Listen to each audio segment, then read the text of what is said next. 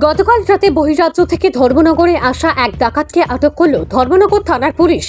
ধৃত ডাকাতের নাম কবিরউদ্দিন, বয়স 25, পিতা আব্দুল ফাতা, বাড়ি আসামের নিলামবাজারে গোলাছড়া গ্রামে। জানা গেছে, গতকাল গভীর রাতে কামেশ্বর এলাকায় ধর্মনগর থানার পুলিশের রাত্রিকালীন টহলদারি চলাকালীন সময়ে আসাম নম্বরের একটি অটো দ্রুত গতিতে আসার সময় পুলিশ সেই অটোকে থামানোর চেষ্টা করে, কিন্তু অটোটি পুলিশ দেখে পালিয়ে যায়। পুলিশ অটোর পিছনে ধাওয়া করে একসময় অটো থামিয়ে সকলে পালিয়ে যায়। তবে একজনকে আটক করতে সক্ষম হয়েছে ধর্মনগর থানার পুলিশ। ধর্মনগর থানার ওসি হেমাদি সরকার জানিয়েছেন, এরপর অটোতে তল্লাশি চালিয়ে শাবল, লোহার রড, লাঠিসহ ইত্যাদি উদ্ধার করেছে পুলিশ। তিনি জানিয়েছেন, ধৃতকে জিজ্ঞাসাবাদ চালিয়ে পুলিশ জানতে পারে গতকাল রাতে তারা বেশ কয়েকজন মিলে ডাকাতের উদ্দেশ্যে আসাম থেকে ধর্মনগরে এসেছিল।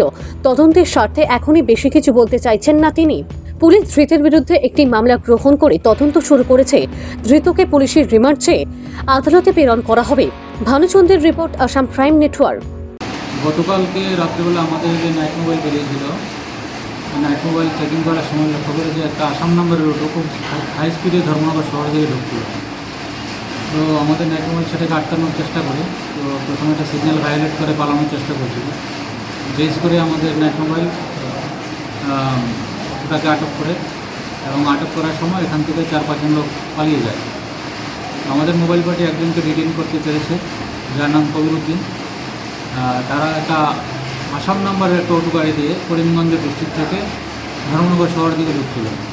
অটোর মধ্যে শাবল, কিছু আয়রন মেড ব্রেকিং ইনস্ট্রুমেন্ট, লাঠি, এরকম কিছু অস্ত্রশস্ত্র ছিল। তো ডিটেইন পার্সনকে জিজ্ঞাসাবাদে জানতে পারা যায় যে তারা কালকে ধর্মনগর শহরে কোনো ডাকাতির উদ্দেশ্যে এসেছিল, এবং এখানে যে অস্ত্রশস্ত্রগুলি পাওয়া যায়, ব্রেকিং ইনস্ট্রুমেন্ট, সেগুলি থেকে সেটা স্পষ্ট যে কালকে কোনো ধরনের কোনো একটা বড় ঘটনা ঘটে।